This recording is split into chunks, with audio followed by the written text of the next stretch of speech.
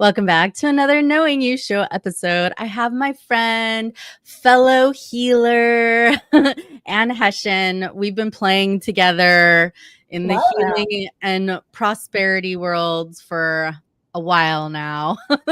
Several years anyway. Yeah. Yes, several years. So she is a heart-centered sales expert, which makes her a bit of a unicorn.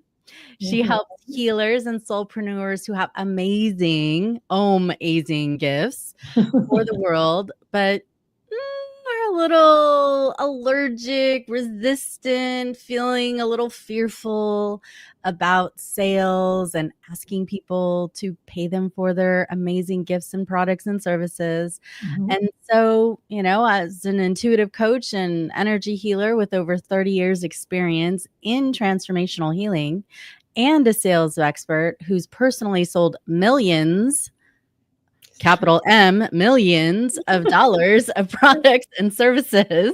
She's uniquely qualified to help healers and heart-based business owners transform their relationships and their bank accounts. Yes. So, welcome, Ann. Great to be here. It's always fun hanging out with you. Indeed. I know, you've had lots of training in sales, and then you had this moment in your life where like, okay, enough of that. I'm going to Mhm. help healers and I'm going Mhm. to help them be better at sales Mhm. because it's a much needed skill set. Well, it's essential if you actually want to be paid and you actually want to have a business doing your healing, which not everyone does. It's totally fine for if someone just wants to be able to, use their healing skills for their family and their friends, and that's blessed, right? Like wonderful, wonderful work. And most healers that I know would really love to be doing it and be able to make a living for themselves because they love it. They'd like, I'd rather be doing this than anything else, right? Mm-hmm. And the reality is, people will not pay you unless you know how to, unless you share about what it is that you do, and invite them to work with you, like connect with them, find out what they're Mm-hmm. dealing with, and make an invitation for them to work with you, and have a price. Like all those fundamental things have to be in place, or it's a hobby rather than a business. Mm-hmm.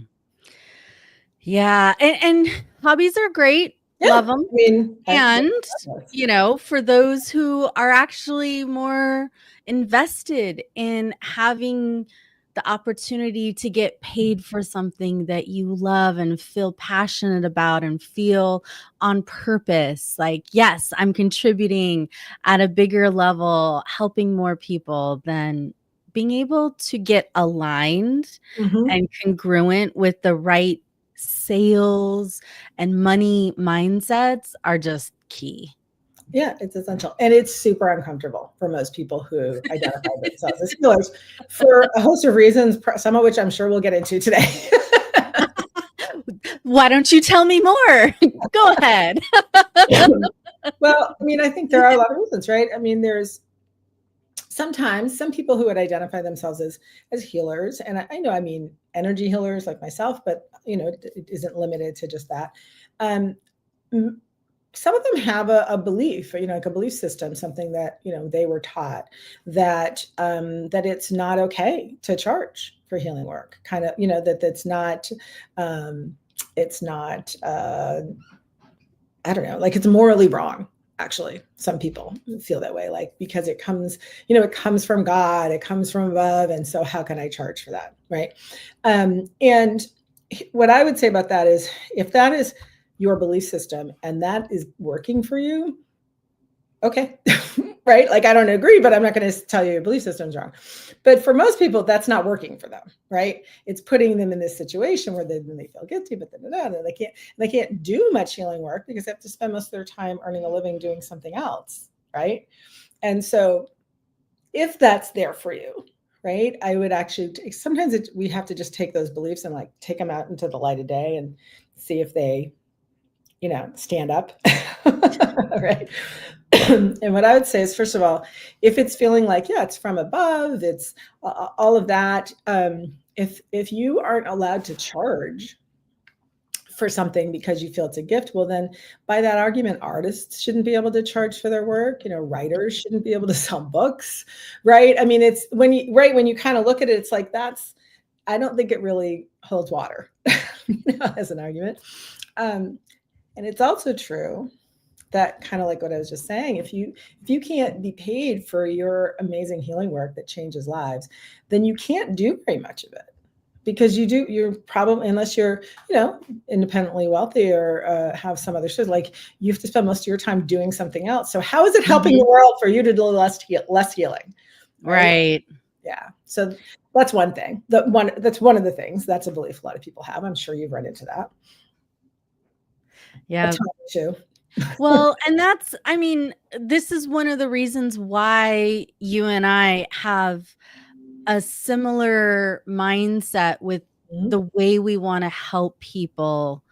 And, I'm going to be speaking at your Healing and Transformation Summit coming up at the end of this month. You're going to be a guest healer on my Abundant Empath program starting May 5th. Yes. Right. So there's ways that we can contribute and help people. And by the way, she's going to do a live group healing for us. So get yourselves ready, because in a few minutes, don't be driving or operating heavy machinery. All right. Yeah. So for those of you who do want to attend the summit, this is the link to sign up and tell them about it. Summit. Yeah, it's called the Spirit of Healing and Transformation Summit. And it is all about healing and transformation, right? So we have a host of amazing healers and I would say like transformational leaders, right? Who are about what's possible in the world, what's possible for humans to move past our limitations. We have some amazing speakers. Tiffany as one of them, Master Shah, Tao Grandmaster Shah is one of the speakers. I just did an interview with him the other day. He's amazing. And he's actually also going to do a live presentation at the end of the summit that everyone who comes to the summit is invited to, that will be a powerful, powerful healing process. So he's coming. Dr. Bradley Nelson of the Emotion Code and the Body Code is one of the speakers. We have a lot of speakers at this, and so you are invited to come and learn from them, experience what they have to do. A lot of it will be very experiential, right? To actually like get some healing and transformation. So, and it is absolutely free to attend. So go ahead and sign up. It's happening at the end of this month. And for those of you who also want more prosperity and ka-ching, there's the Abundant Empath program. That's a 6-week course. And we're going to help get you aligned and congruent with prosperity and abundance. And Ann is talking in the week where we're going to help you with sales, heartfelt, authentic, loving, confident. It's really about being able to share what you do and share what's possible for people. Right? Absolutely. So those are 2 ways to play. Absolutely. Get burst. So, and just so they can get a little flavor of what they might expect. And I know you and I both have multiple types of modalities and techniques that we play with. What do you want to help us with today? Yeah, what I'm going to do as a intuitive healer, I'm just going to kind of tune in to whoever's listening, right? Because we can do that. And it's quantum, right? We just throw that quantum word around all over the place, but it's because it's the only way I can explain what we do. Right?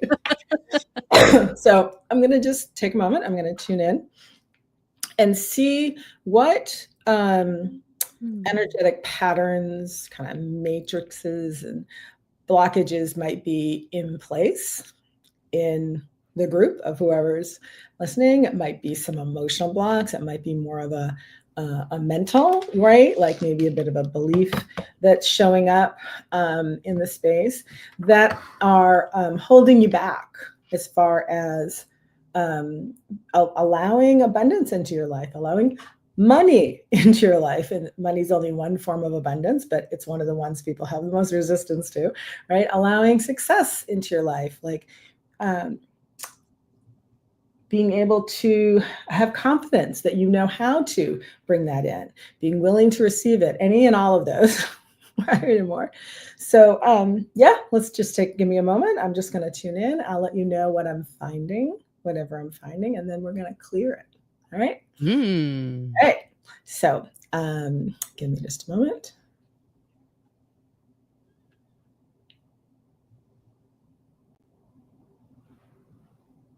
All right. So just checking to see what's in the space that doesn't need to be there, right? That is putting a lid on what's possible.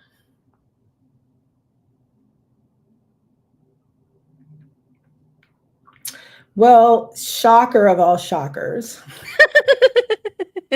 There's some fear. What? You know, and I'll just tell you what's coming to mind, like for any of you who may have studied A Course in Miracles, right? You know, the sort of fundamental teaching from that is that everything's coming from either love or fear, right? And I love the simplicity of that, right? I mean, sure, there's nuances, but really kind of everything is probably coming down to it's being sourced from love or it's being sourced from fear. And if the blockage, right, to experiencing abundance, asking to be paid, receiving, right, on the thing, if that's coming from fear, can we also get that the letting go of that could be just come from just standing in a space of love? And what if when you had the opportunity to talk to people about what you do, if people are asking from that, what if, because as soon as I say that, right, people ask about what you do and they want to know how to work with you, what's coming up is fear, right? Maybe some excitement too, but fear is coming up. Well, what if all that was coming up is love? Yay, love. Yay, love, right? So we're just going to go ahead and we're just going to clear that from the space. So I'm clearing that now, and those listening, I am just clearing it from the space. But if you want to do a little bit of extra clearing, a little tapping or a little swiping, you can certainly do that as well. But happy to just kind of do it for you too. Okay. Okay. So that particular vibration of fear is cleared. Okay. Yes. All right. Let's see what else we got.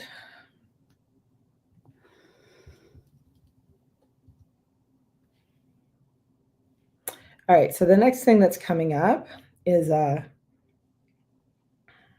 you could put it as a fear of being seen. You could also put it as a wanting to hide, right? Wanting to kind of let's just stay on the low, down low. Stick her head up, right? And that's super common for healers. I'm sure you can attest to that, right? You know, we have old wounds, right, from ancestral. You know, I sort of joke about it, but it's not really a joke. I'm like, last time I said I was a healer, they cut my head off. Why would I do that again, right?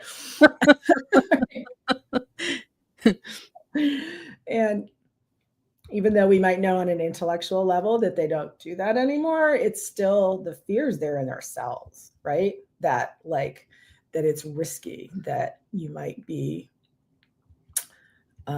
rejected, you might be persecuted even, right? Were you to.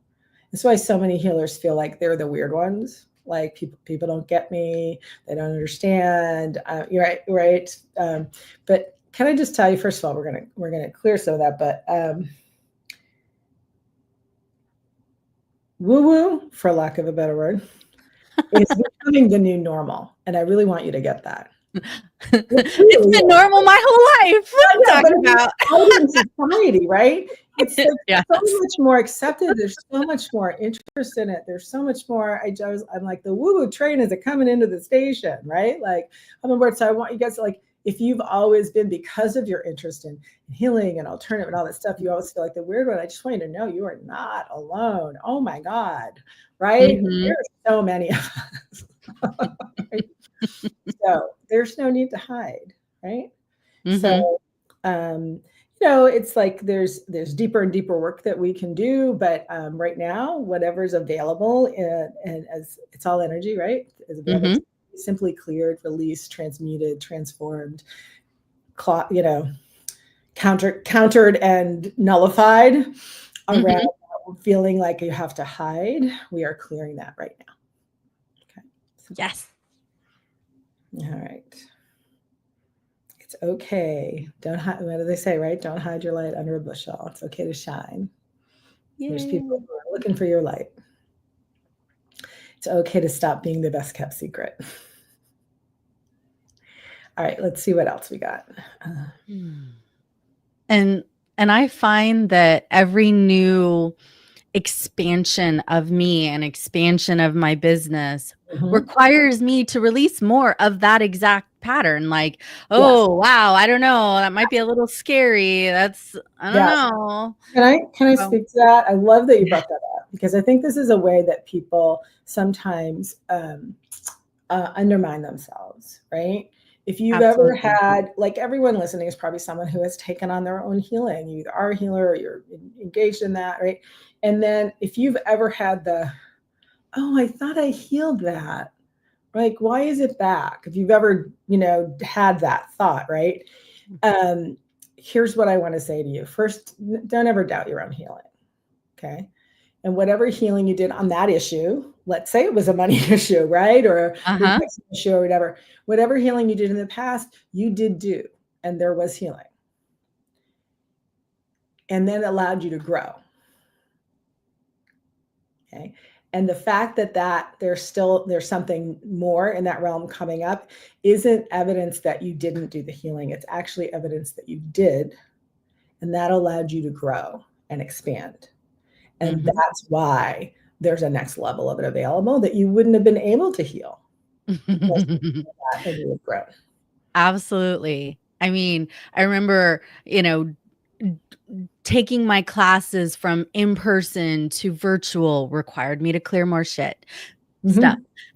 When I, launched my podcast, oh, another level of invisibility stuff. Yeah, I gotta clear, gotta let go. yeah. And then, same thing when it was my cell phone app was launched, and then being in multiple upcoming transformation documentary movies. Do you know how much clearing I had to do to be I ready for bet. that?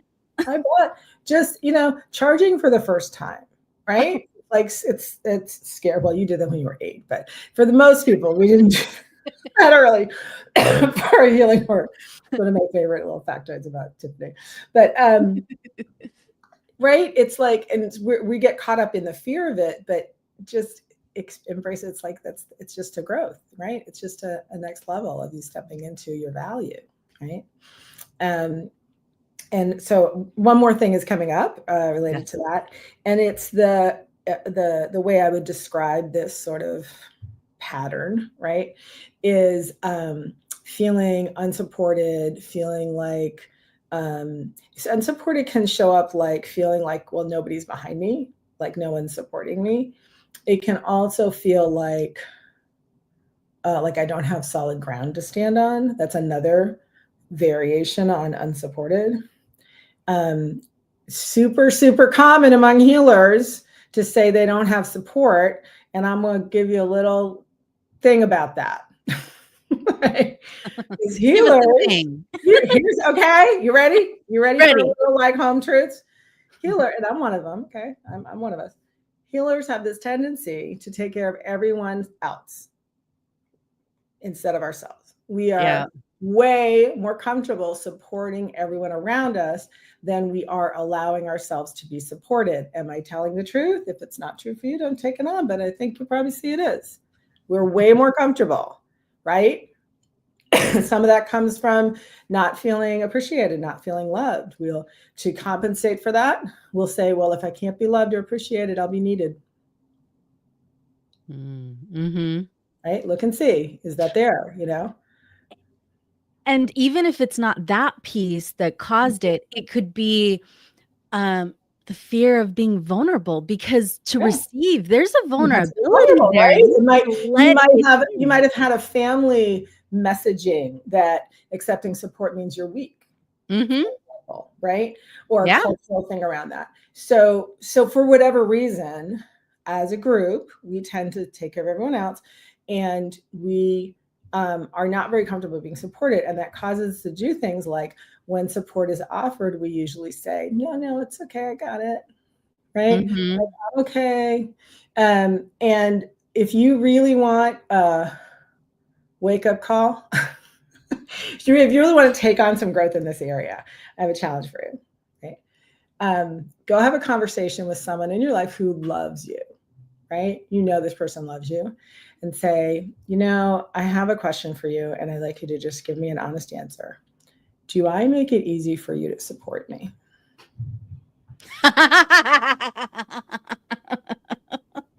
I just saw like 86% of the people that are gonna watch this, they're the person that they asked that question to is like, no.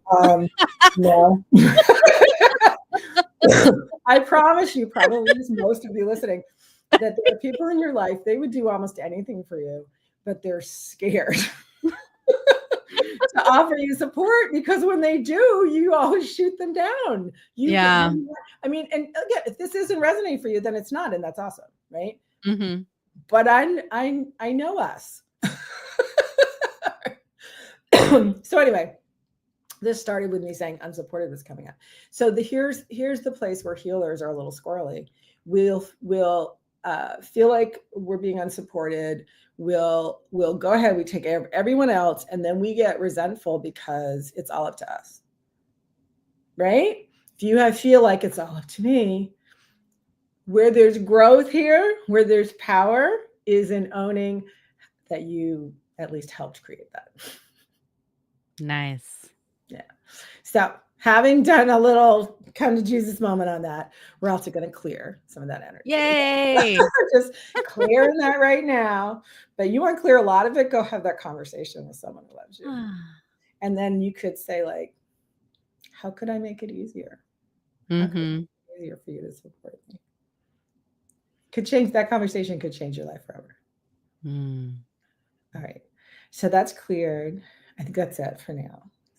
Awesome. We do have one question Sure. that I just put on the screen from George Morris. How should I proceed to create an equity crowdfunding that supports reducing disease burden? Do you get my intent? I'm not sure that I'm not 100% sure that I do, right?